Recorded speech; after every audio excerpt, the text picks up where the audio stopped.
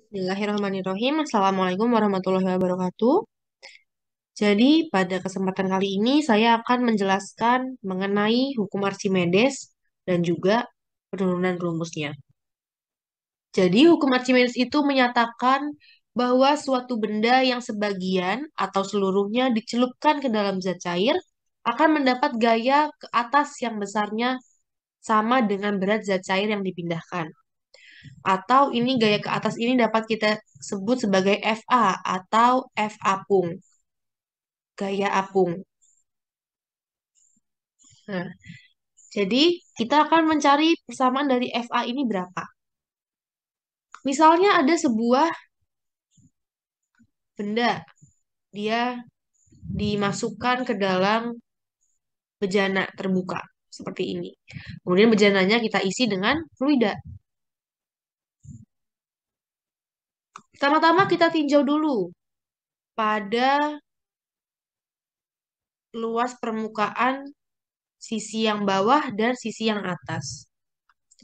Misalnya yang bawah ini kita sebut sebagai titik 2, yang atas ini sebagai titik 1. Titik 1. Maka nanti akan ada tekanan di titik 2 dan ada tekanan di titik 1, P2 dan P1. Kalau berdasarkan gambar yang kalian lihat ini, kira-kira lebih besar tekanan di titik 2 atau tekanan di titik 1? Tekanan di titik 2. P2 lebih besar daripada P1. Kenapa demikian? Karena misalnya ini adalah kedalamannya H2. Ini adalah kedalamannya H1. Maka lebih besar H2 daripada H1. Coba ingat lagi dari tekanan hidrostatis. Tekanan hidrostatis sama dengan rho fluida kali G kali H. Hanya adalah kedalaman. Artinya apa? Semakin besar kedalamannya, maka tekanan hidrostatisnya juga semakin besar. Maka dapatlah kita P2 lebih besar daripada P1. Nah, setelah kita tahu tekanan di 2 lebih besar daripada tekanan di 1, si balok ini, si kubus ini, dia mengalami ada namanya gaya. Gaya dari atas, gaya dari bawah, dan gaya dari atas pada permukaannya, F1. Sekarang kita mau cari, apakah lebih besar gaya dari 2 di 2 atau gaya dari 1 di 1. Nah, gunakanlah persamaan tekanan sama dengan gaya perluas permukaan. Kamu lihat sekarang, P sama dengan F per A. Berarti P dan F itu berbanding lurus. Kalau P-nya besar, F-nya juga besar. Sehingga dapat kita simpulkan lagi bahwa F2 lebih besar daripada F1. Nah, untuk mencari gaya apungnya, gaya apung yang dialami atau FA yang dialami oleh si kubus ini dapat kita cari dengan F2 yang besar dikurang yang kecil, F2 min F1. Nah, sekarang kita lihat P sama dengan F per A. Maka dapat kita tuliskan F sama dengan yang ini A-nya kali ke atas. Jadi P dikali A. Gitu. Dapat kita tulis berarti F2-nya itu P2 dikali A2 dikurang P1 dikali A1. Terus kita ubah lagi tekanannya menggunakan rumus tekanan hidrostatis. Berarti P2 ini sama dengan rho GH2 dikali A2 dikurang rho GH1 dikali A1. Oke. Kemudian kita lihat sekarang. Ini tekanan hidrostatis P-nya. P2 tekanan hidrostatis, P1 juga hidrostatis. Kira-kira balok ini dicelupkan ke fluida yang sama atau enggak? Di P2 dan P1. Sama kan? Artinya massa jenisnya di luas permukaan 2 dan luas permukaan 1 sama. Berarti bisa kita keluarkan rho-nya. Karena nilainya sama. Rho 2 dan rho 1 nilainya sama-sama rho. Kemudian gravitasinya. Gravitasi kan nilainya sama. 9,8 atau 10. Berarti boleh juga kita keluarkan. Kemudian A-nya, A2 dan A1. A2 itu berarti luas permukaan yang di bawah, yang ini, yang ini. Sedangkan A1 yang atasnya. Kira-kira besar mereka sama nggak A2 dan A1? Sama kan? Maka boleh kita tuliskan A aja. A dikeluarkan. Tinggal dikali H2 dikurang H1. Ini tinggal dikelompokkan ya, maksudnya dikeluarkan itu. Dikelompokkan yang sama apa aja. Nah, dikelompokkan jadi gini. Coba kamu kalikan ke dalam sini, nanti jadi ini. Jadi ini. Ini kali ke sini, jadi yang kedua ini. Artinya cuma saya kelompokkan supaya mudah perhitungannya gitu ya. Nah, terus sekarang kamu perhatikan. H2 kurang H1. Ini H2. Ini H1. Berarti mereka kalau dikurangi, kan besarnya ini nih. H2 kurang H1. Alias tinggi dari si kubusnya. Atau boleh saya sebut H. Berarti kita tuliskan lagi persamaannya. Rho G A dikali H.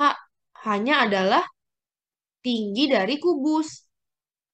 Sekarang coba kalian perhatikan. A dikali H. A kali H itu apa ya? Artinya luas alas kali H. Tadi apa? Tingginya kubus. Luas alas kali tinggi. Itu sama dengan volume dari kubusnya. Volume kubus. Volume kubus. Atau volume kubus yang di dalam fluida. Atau volume tercelup. Maka dapat kita tulis rho G kali V. Itu sama dengan FA-nya. Berarti rho-nya rho apa? Rho fluidanya. Atau yang di yang ada di dalam bejananya atau wadahnya. V-nya volume apa? Volume benda yang tercelup. Nah, sehingga kita dapat persamaan bahwa gaya apung sama dengan rho fluida dikali gravitasi kali V celup. Itu ya, saya kasih keterangan nih. Fa itu adalah gaya apung dalam Newton. Terus ada rho fluida. Rho fluida, rho F. Ada rho F sama dengan saya tulis itu dia adalah massa jenis fluida. Itu ya. Nah, ini deh. Terus ada V celup. V celup itu adalah volume benda yang tercelup. Satuannya adalah meter pangkat 3. Itu. Massa jenis fluida satuannya apa? Kilogram per meter pangkat 3. Nah, ini kubus yang tadi, tapi dia tampak depannya doang. Masukkan dalam fluida. Seperti ini. Nah, kalau dia sudah seimbang, artinya apa? Artinya dia mengikuti hukum 1 Newton. Hukum 1 Newton. Dia akan mempertahankan keadaannya. Kalau dia diam, dia tetap diam. Kecuali ada gaya yang mengenai dari luar. Atau dapat kita tuliskan sigma F-nya sama dengan 0. Nah, sekarang kubus ini punya massa. Berarti dia punya gaya berat yang arahnya ke bawah. Kemudian ada gaya apung yang disebabkan oleh fluida. Jadi dia mengangkat ke atas. Yang mana nilainya sudah kita cari. Fa sama dengan rho fluida kali G kali V celup. Sekarang kamu lihat di kubus ini ada gaya FA dan W yang arahnya berlawanan. Karena gaya adalah vektor, maka kalau dijumlahkan arahnya berpengaruh. Karena FA ke atas dia positif, yang W ke bawah kita bilang negatif misalnya. Sama dengan nol. Atau dapat kita tuliskan FA sama dengan W. Tadi FA-nya apa? FA itu rho fluida kali G kali V benda yang tercelup. Nah, terus gimana tuh? Sekarang kita ganti W-nya atau gaya beratnya. Sebenarnya gaya berat itu apa sih definisinya? Massa dikali gravitasi. Massa benda kali gravitasi. Berarti boleh kita tuliskan dong ini. FA sama dengan W. Atau rho fluida kali G kali V tercelup. V tercelup sama dengan massa benda dikali G. Gitu. Sekarang massa benda mau kita ubah lagi. Jadi yang ada hubungannya dengan massa jenis. Coba kalian ingat, rho atau massa jenis itu sama dengan massa dibagi dengan volume. Ingat ya, massa bagi volume. Berarti dapat kita tuliskan apa? Massa sama dengan rho dikali V. Berarti ini boleh saya ganti. Jadi ini tetap rho F G V celup sama dengan M-nya kita ubah jadi rho benda kali V benda dikali G. Kira-kira nilai gravitasi itu sama apa enggak? Di sini sama kan? Maka boleh G-nya kita hilangkan. Atau dapat persamaannya rho F V celup sama dengan rho benda dikali V benda.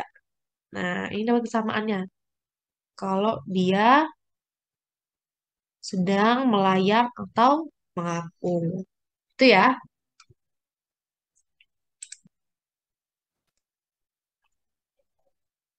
Sekarang ke contoh soal. Berapa bagian dari es batu akan tercelup jika es batu dimasukkan ke dalam raksa cair? Caranya mudah. Kita pakai yang tadi, FA sama dengan W. Karena kalau digambarkan gini, ini wadahnya, ini raksanya, terus ada es batu di sini. Kenapa kita tahu gambarnya terapung seperti ini? Karena kita lihat, rho S itu dia lebih kecil daripada rho raksa. Artinya kan kalau dia lebih ringan, pasti dia akan mengapung lebih di atas gitu. Sehingga S-nya pasti akan mengapung dibandingkan raksanya. Kita gunakan FA sama dengan W tadi. Atau persamaannya apa? Rho fluida kali V celup sama dengan rho B V B. Langsung kita tuliskan. Berarti rho fluida kali V celup sama dengan rho benda kali V benda. Rho fluida. Fluidanya apa? Raksa. Berarti 13.600 dikali V tercelup. V celupnya berapa? V celupnya yang ditanya. Berapa bagian dari es batu akan tercelup? Berarti V celup tetap kita tulis V celup. Karena yang ditanya. V celup. Itu ya. Sama dengan rho bendanya yaitu rho S 917 dikali V benda atau VS. Boleh kita tulis aja V. Gitu. Nah, berarti V celupnya berapa? V celup sama dengan 917 V atau volume total benda per 13.600 atau sama dengan 0,0674 V atau 0,0674 bagian dari es batu tersebut. Atau kalau kita jadikan persen, itu boleh kita ganti seperti ini. Satu bendanya itu kan, satu S-nya kan 100% besarnya. 100%. Maka kalau ditanya persentase V celupnya berapa, tinggal dikali 100%.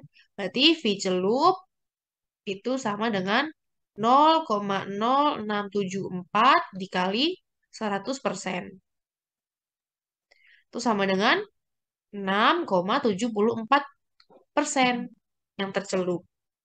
Artinya apa? Artinya nih, kalau di gambar ini, berarti ini adalah 6,74% dari volume total esnya. Kalau misalnya sekarang saya tanya, berapakah V di atas permukaan gitu, di atas permukaan raksa. Berarti besarnya berapa? Tinggal 100% alias volume total dari esnya dikurang yang tercelup 6,74% atau 93,26%. Gitu ya. Berarti jawabannya kalau dia nanyanya berapa bagian dari es batu akan tercelup? Jawabannya adalah 6,74%.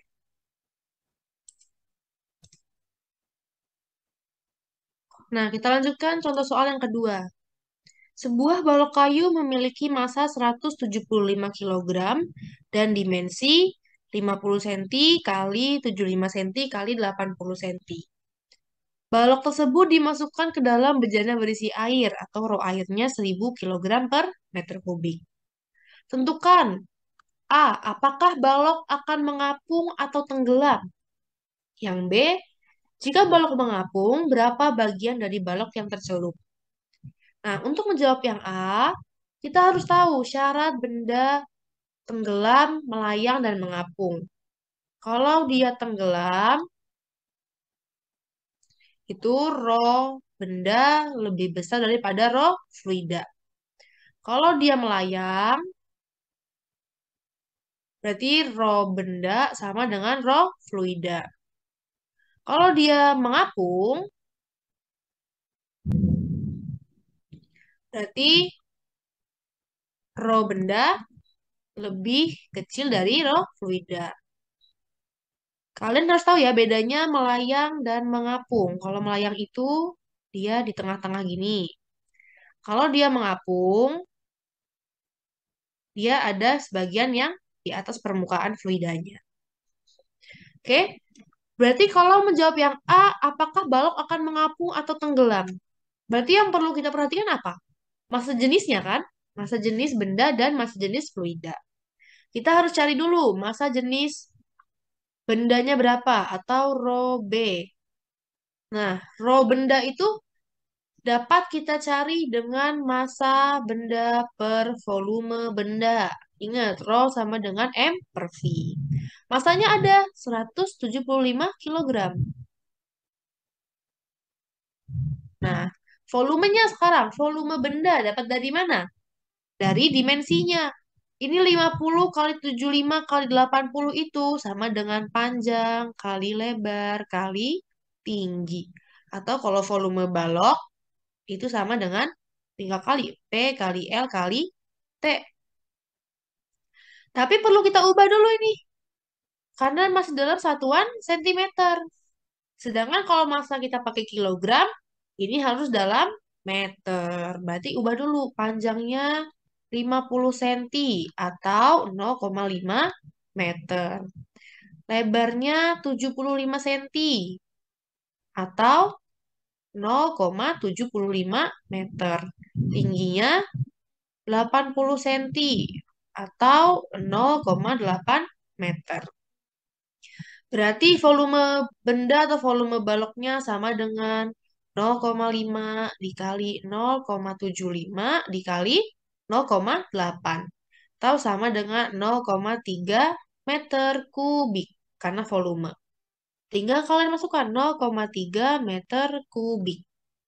Nah, tinggal dibagi 175 dibagi 0,3. Berarti hasilnya berapa? Hasilnya itu saya hitung dulu.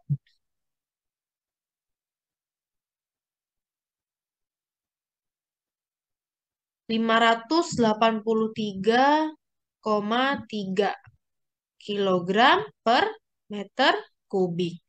Berarti rho bendanya 583 kilogram per meter kubik. Kamu bandingkan sekarang dengan rho fluida. Rho fluidanya apa? Rho fluidanya adalah rho air. Rho air 1000. Diketahui di soal 1000 kilogram per meter kubik. Setelah kamu tahu, kamu bandingkan apakah rho benda lebih besar atau lebih kecil daripada rho air. Rho benda dan rho air.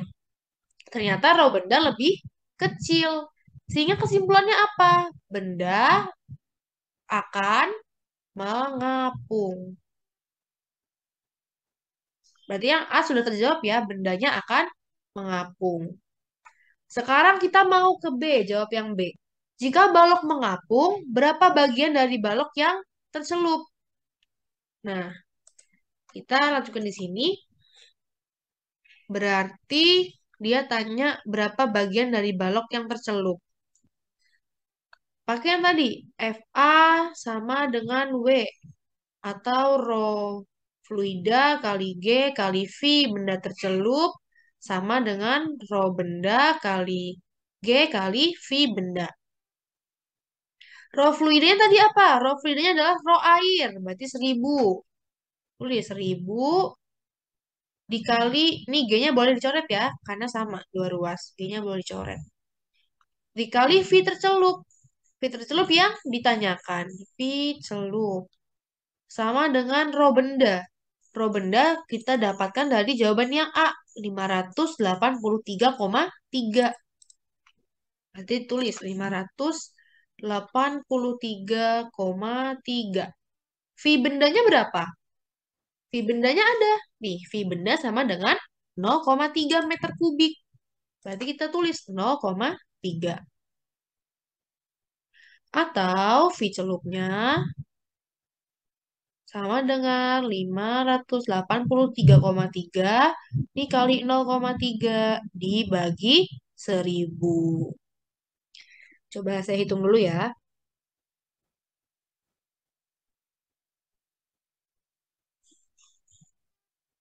Jawabannya 0,1749 atau saya bulatkan menjadi 0,175. Satuannya apa? Satuannya meter kubik. Karena tadi kita pakai satuan SI. Ini kilogram meter kubik.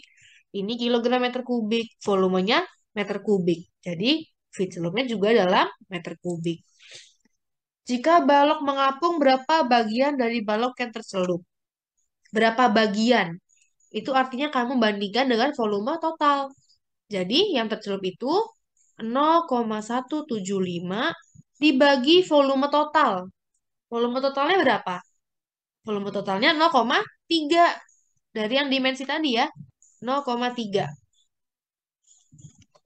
0,3 dikali 100%. Karena kita mau mencari persentasenya. Atau sama dengan 58,3%. Jadi yang tercelup adalah 58,3%. Ya, atau kalau digambarkan seperti ini.